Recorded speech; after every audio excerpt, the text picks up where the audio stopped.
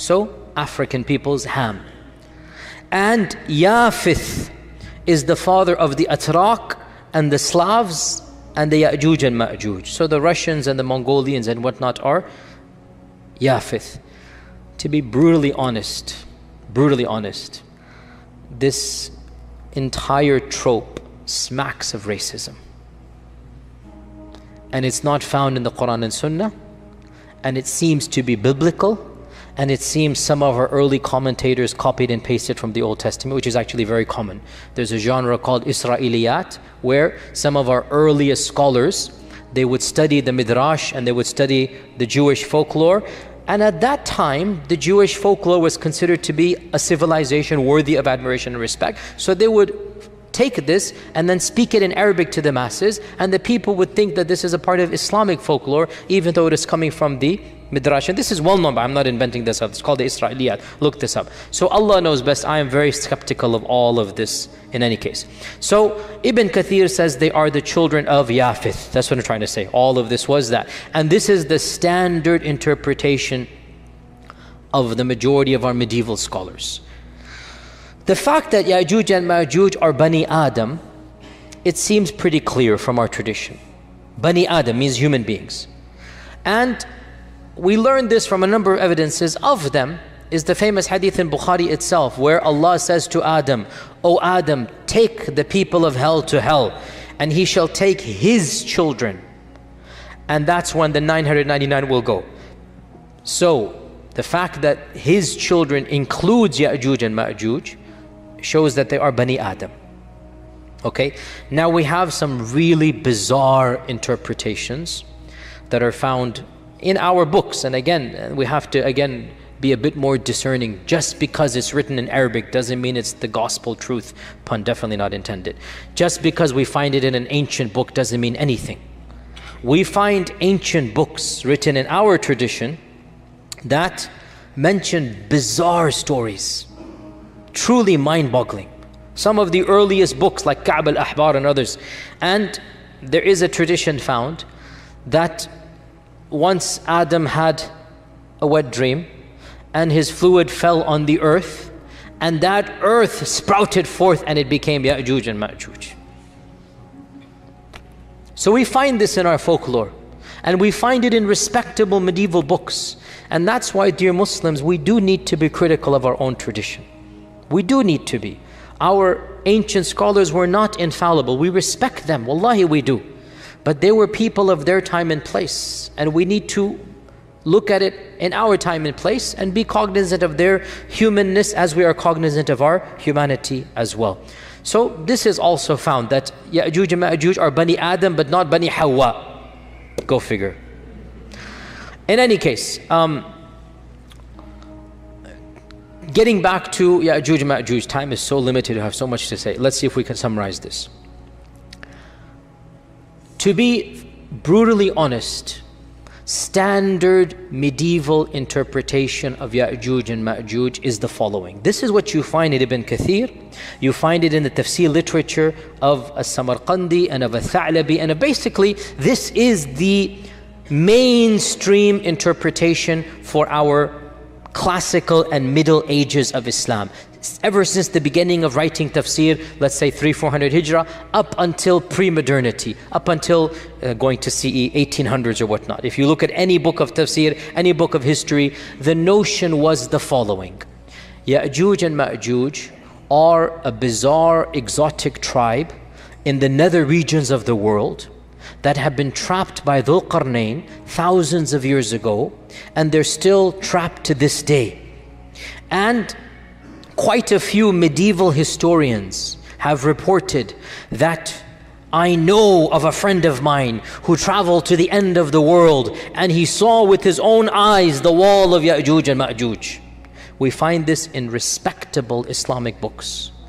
The notion that Ya'juj and Ma'juj are a living tribe blocked to this day behind the wall that was built 4,000, 5,000 years ago. That wall miraculously is still there. People can see on the one side, and on the other side you have these savages that Allah knows how they're eating, drinking, replicating, whatnot, and they're still there for eons and eons and eons.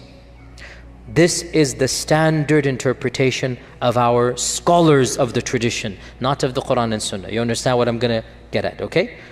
We don't blame them. In their time frame, the world was unexplored.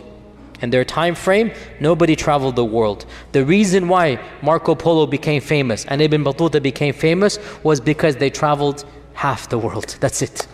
And they became world famous because they did what nobody had done. They simply went from one side of the known civilized world to the other side, and they came back. Marco Polo to Naples, to Italy, or to Sicily, wherever he was. Naples or Italy, where was he? And Ibn Battuta to Tunisia, where he was from. So people didn't travel.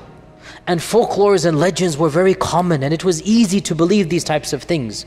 That there is this nether region of... And you know, if you read, by the way, even Ibn Battuta, by the way, you find bizarre fables. You find belief in mermaids, and you find weird creatures and whatnot. This is what he believed. He really believed that there are races and aliens, or not aliens, but you get my point. This is the notion of his time. Marco Polo as well, he believes these types of things. So it's not surprising that our medieval scholars believe this type of stuff.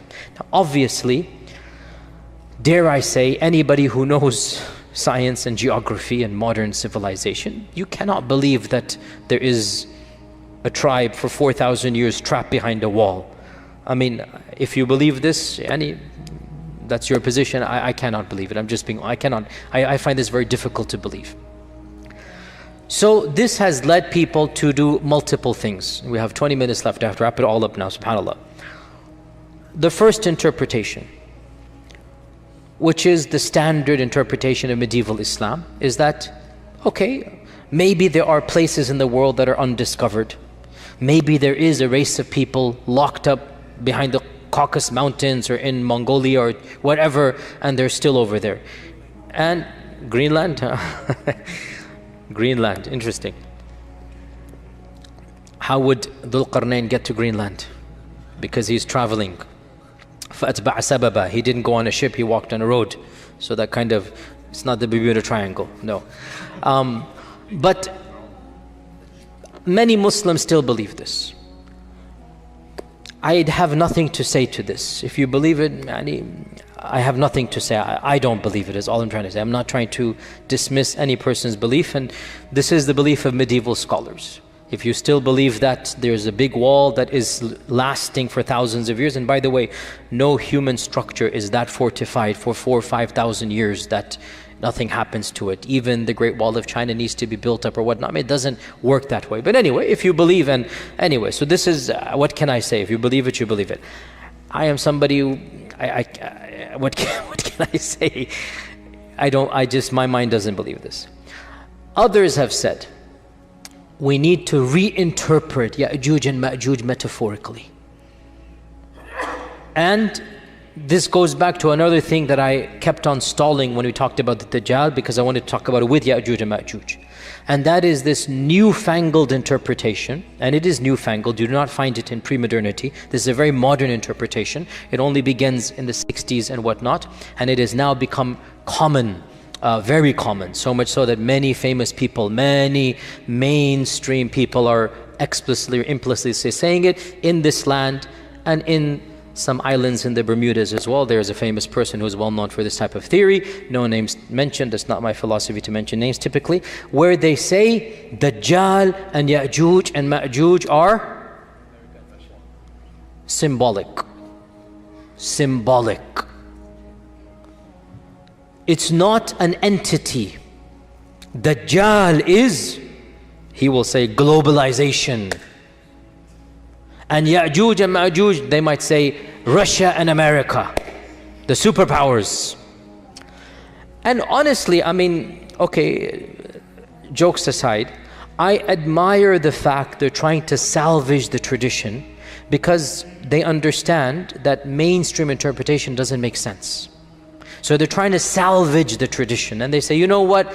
Dajjal is a demonic force. Dajjal is a global empire. Dajjal is the new world order. Then you get into the triangle and the eye and this and that, and the whole rabbit's hole begins. You can now, once you go down the rabbit's hole, make dua, there's nothing to be done once a person goes down that hole.